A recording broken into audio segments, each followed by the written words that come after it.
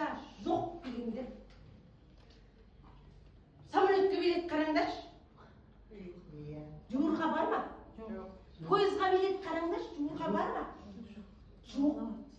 Енді ресторандарға барыңдаршы, жақсы. Просто аралап орын бар ма деп сұраңдаршы. Кешкі жақын орын жоқ.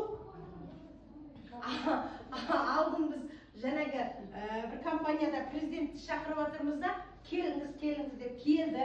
Презентация өткізді, кешкі жақын ресторанға барайық деп ресторанда.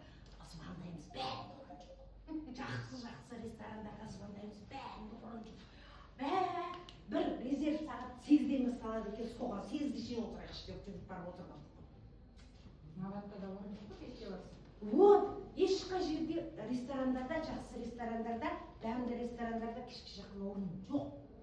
Енді қараңыздаршы, үй алам деп барып, үй енді басталды деген, сатылу басталды деген мына үйлерді көрдіңдер ме?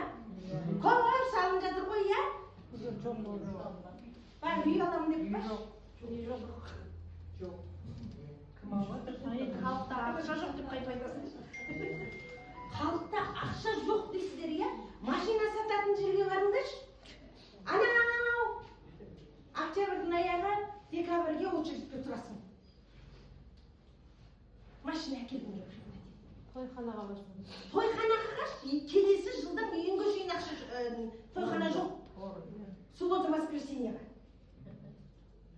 Бір жыл бұрын кетедім, номер 1 ресторанға.